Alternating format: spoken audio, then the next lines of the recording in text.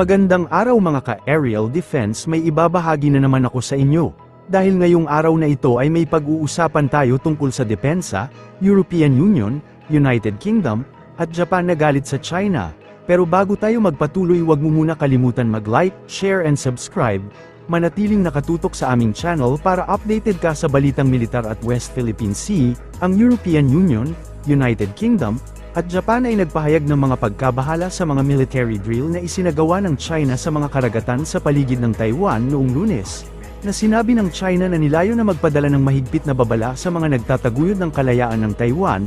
Sa isang pahayag na inilabas ng European External Action Service, sinabi ng EU na ang magkasanib na aktibidad ng militar ng China sa paligid ng Taiwan ay higit na nagpapataas ng cross-strait tensions. Sinabi ng Foreign Ministry ng UK sa isang hiwalay na press statement na nababahala ang London sa mga pagsasanay militar ng China sa paligid ng Taiwan. Bilang tugon, pinagtibay ng kalihim ng depensa ng UK na ang pangako ng Britain sa isang masusing pagsusuri ng strategy sa pagtatanggol sa Indo-Pacific, at binanggit niya ang kahalagahan ng pakikipagtulungan sa mga international na kasosyo upang mapanatili ang katatagan ng rehiyon. Sa Japan, sinabi ng bagong punong ministro na si Shigeru Ishiba noong Lunes na maghahanda ang Tokyo para sa anumang development na may kaugnayan sa sitwasyong kinasasangkutan ng Taiwan. Für uns ist auch immer klar, wir gehen davon aus, dass niemand versucht, mit Gewalt an der Situation, wie sie zwischen Taiwan und der Volksrepublik stattfindet, etwas zu ändern, was uns nicht davon abhält, die Dinge genau zu betrachten. Natürlich gibt es Fragen, die ich als deutscher Bundeskanzler zu lösen habe, über die wir auch gesprochen haben. Und ich will gern sagen, dass es unverändert. Ich habe auch den Eindruck, unsere gemeinsame Hoffnung ist, dass es bis Ende Oktober eine Verständigung mit China geben wird. 当前国际社会的高度共识是维持台海及印太区域和平稳定。中国应该正视中华民国台湾存在的事实，并且尊重台湾人民选择民主自由的生活方式，不要在军事挑衅破坏区域的和平稳定现况，威胁台湾的民主自由。由于维持区域和平稳定是两岸共同的责任，总统早上已经召开国安高层会议，指示相关单位进行应处。面对外部的威胁，我政府会持续捍卫民主自由的宪政体制，有信心也有能力守护国家安全，请国人放心。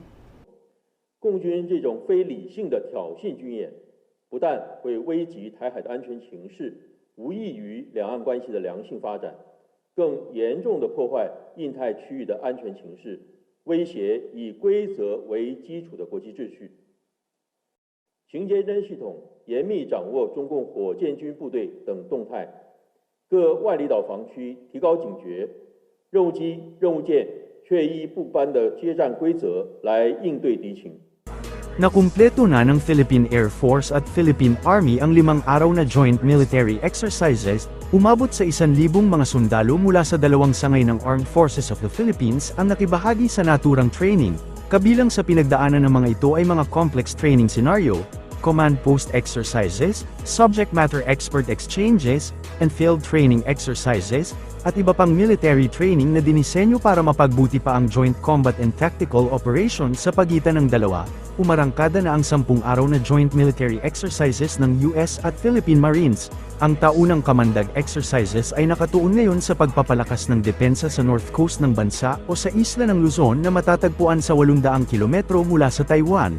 Sinabi ni Philippine Marine Corps Commandant Major General Arturo Rojas na ang nasabing military exercise ay taunang ginaganap at hindi ito natataon lamang dahil sa tensyon na nagaganap sa West Philippine Sea sa pagitan ng Pilipinas at China. Nakatuon ang military drill sa live fire exercises sa karagatang bahagi ng Luzon at ilang aktibidad naman ang gaganapin sa mga maliit na isla ng Pilipinas sa Luzon at Taiwan. Paglilinaw nito na hindi sila nagsasagawa ng military exercise para samahan ang laban ng Taiwan.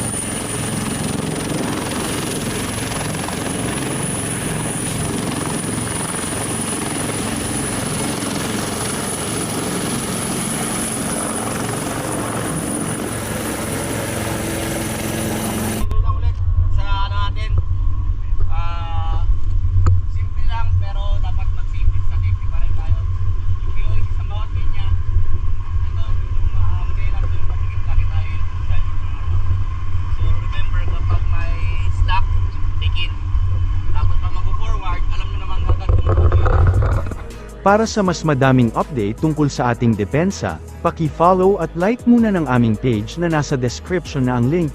Huwag mo na rin kalimutan mag-like, share and subscribe. Pindutin mo na rin ang bell para updated kayo sa aking mga bagong video. Maraming salamat po.